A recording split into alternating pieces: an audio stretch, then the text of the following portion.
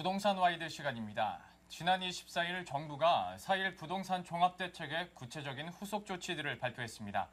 정체돼 있는 수도권 미분양 물량을 해소해서 부동산 시장의 구매 수요를 끌어올리기 위한 방안들이 담겼다고 합니다. 네, 공공 분양 물량뿐 아니라 민간 분양 물량에 대한 공급 조절도 실시할 계획인데요. 부동산 시장에 어떠한 영향이 있을지 건설부동산부 신세롬 기자와 살펴보겠습니다. 안녕하십니까? 네, 안녕하세요. 네. 자, 신세롬 기자, 먼저 4.1 부동산 대책의 후속 조치들이라고 했는데 그 전에 4.1 부동산 대책에 대한 효과부터 함께 따져봐야 될 것 같아요. 어떤 효과가 있었나요? 네, 앞선 4.1 부동산 대책이 발표된 이후로 거래량도 늘고 가격도 올랐습니다. 그래서 4월의 발표 이후로 5월과 6월의 거래량이 늘었었는데요. 이후 불안감이 많았던 부동산 시장 전반에 시장 심리 개선 효과를 가져다 주었다는 게 가장 큰 특징입니다. 하지만 지난달부터 거래량이 감소하는 등 시장의 회복세가 단기적으로 그치는 것이 아닌가 하는 우려가 제기되고 있는데요. 이에 정부는 시장 상황을 위축시키는 원인을 해소하기 위해 후속 대책을 발표했습니다.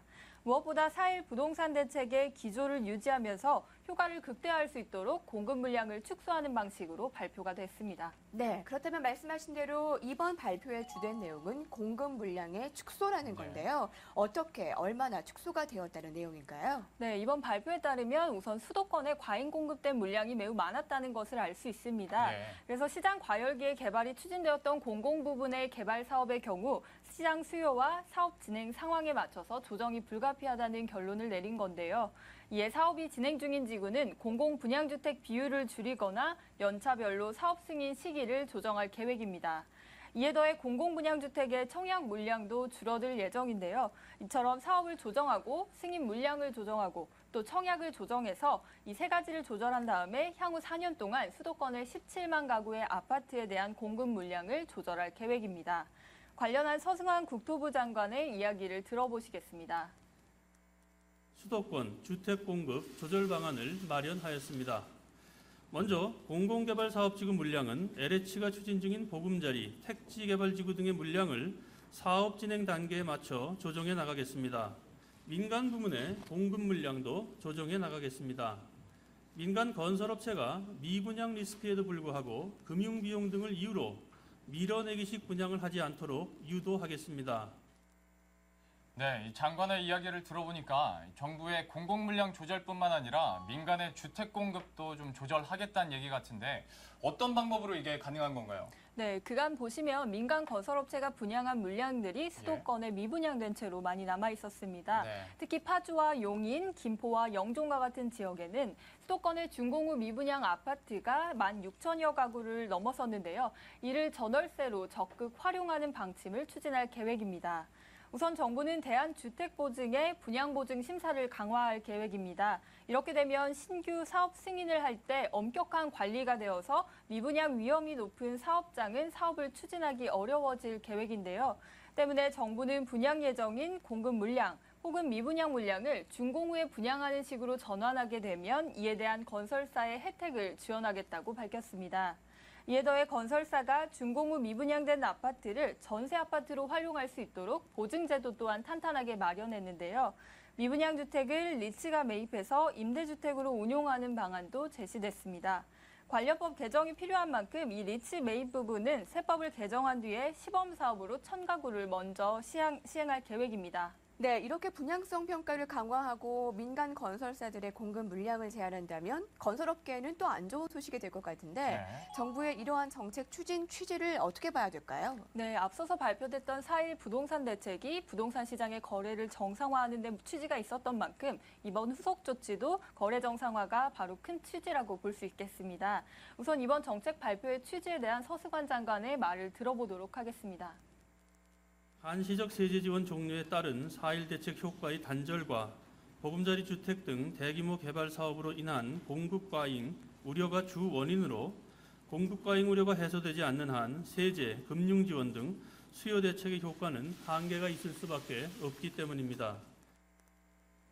즉 주택의 장단기 수급 조절을 통해서 단기적으로는 건설 업체들의 주택 시장 침체를 극복해 나가겠다는 겁니다. 또한 건설업체에게는 분양 시장에 따라서 분양 시점을 조절할 수 있도록 할 계획인데요. 이러한 옵션이 제공되는 만큼 건설사들은 기존에는 건설 비용 때문에 아파트를 무조건 지어지기 전에 분양했던 데에서 앞으로는 후에도 분양할 수 있는 방식이 열리게 됩니다. 정부의 적극적인 지원이 여기에서 제공되는 건데요. 건설업체의 입장에서는 진행 중인 사업들의 건설은 지속할 수 있으면서 분양시장이 침체된 지금 시점에서 분양을 하지 않고 나중에 준공 후에 분양하는 방식을 택하게 될 수 있습니다. 네, 이렇게 후분양이 유도된다면 주택을 구입하려고 하는 분들에게 과연 어떤 도움이 되는 측면이 있을지 좀 궁금하거든요. 네, 이번 후분양으로 인해서 가장 혜택을 받게 되는 사람이 있다면 바로 주택 소비자라고 할 수 있을 것 같습니다. 즉, 주택이 지어지기 전에 아파트를 사게 되면 하자에 대한 문제가 있을 수 있는데요. 최근에는 영종이나 청라와 같은 신도시에서 나타나는 입주 거부 사례를 사전에 방지할 수 있을 것으로 보입니다. 이에 더해 미분양이 적재된 지역에서는 수분양자들의 분양이 커지게 되어 있는데요. 이러한 리스크를 대주보, 대한주택보증에서 분양 전에 객관적으로 평가하고 신중하게 사업을 추진할 수 있도록 유도할 계획입니다. 미분양 유독 지역에 대해서는 무분별한 사업 추진이 억제되어서 건설업계 전반에도 미분양과 건설업계의 부도 위험을 사전에 방지할 수 있는 효과가 있을 것으로 보입니다. 네. 하지만 당장 주택 구입을 희망하시는 분들도 있을 텐데 네. 건설업체들이 분양도 하기 전에 후 분양을 선택한다면 문제가 생기지 않을까요? 네, 하지만 모든 업체들이 이 후분양을 선택할 가능성은 매우 낮다고 볼 수 있습니다. 네. 정부가 전망한 것에 따르면 초기 분양률이 20%에서 30% 정도가 되는 주택업체들에게만 선택 유인이 있을 것으로 보여졌는데요. 즉, 1000가구를 분양하는 건설사의 분양 예정률이 20%에 해당되는 경우 현재까지의 상황에서는 어떻게든 초기에 많은 아파트를 팔아서 자금을 마련해야 하는 부담이 있습니다. 하지만 이처럼 정부의 지원이 있다면 분양이 안 되는 40%의 분량을 준공 후의 분양으로 전환해서 전체 물량의 60%만 선분양하는 방식을 택할 수 있게 됩니다. 또 향후 지역에 따라서는 가격, 주택 시장의 상황이 호전되게 된다면 더 큰 효과를 기대할 수 있을 것으로 보입니다. 이 수도권의 주택 공급을 줄인다는 정부의 기조가 주택 구매자분들에게 아주 좋은 효과가 있다면 정말 좋은 정책이라고 평가를 받을 수 있을 것 같은데요. 하지만 한편으로 업계와 전문가들의 의견도 좀 궁금하거든요. 네, 이번 정부의 정책에 대한 건설사들의 입장은 다소 엇갈리고 있습니다. 네. 중소업체들의 경우에는 자금력이 부족하기 때문에 분양을 할 당시에 분양가의 70% 선까지 자금을 조기에 확보할 수 있게 되었는데요. 때문에 이를 적극 활용해서 반기는 분위기입니다. 중소주택업체에서는 건설사의 자금줄을 악화시키는 주범은 준공 후 미분양이기 때문에 정부가 숨통을 터주면 미분양 리스크를 덜 수 있을 것이라고 말합니다. 하지만 자금력이 있는 대형 건설사들의 경우 애프터 리빙이나 후분양 같은 선택을 하지 않을 가능성이 높은데요. 이는 기존의 분양자들이 항의를 할 수도 있고 브랜드의 이미지 관리 차원에서 좀 부정적인 부분이 있기 때문입니다. 전문가들의 의견은 대체로 준공 후 미분양의 해결을 위해서는 긍정적인 대책이라고 보고 있지만 주택 구매의 수요를 자극하는 데에는 다소 부족하다는 의견이 많았습니다. 근데 이렇게 공급 물량이 줄어든다면 내 집 없는 서민들의 고민은 더 깊어진다고도 볼 수 있을 것 같은데요. 네. 임대주택의 물량은 기존대로 유지가 되는 건지 궁금하네요. 네, 정부는 서민들의 주거 안정을 위해서 공공임대주택 물량은 늘릴 계획이라고 밝혔습니다. 네. 따라서 공공주택의 입주 시기를 1개월에서 2개월 정도 앞당길 예정이고 판교에 있는 순환용 임대주택 4,000가구에도 이 입주 시기를 앞당길 예정입니다. 하반기 전세 수급 안정을 위한 단기적 조치들도 차근차근 밟아나가겠다는 계획인데요. 기존 4.1 대책에서 나왔던 목돈 안 드는 전세 제도를 시중에 출시하고 생애 최초 구입 자금에 대한 자금 지원도 확대할 계획입니다. 네.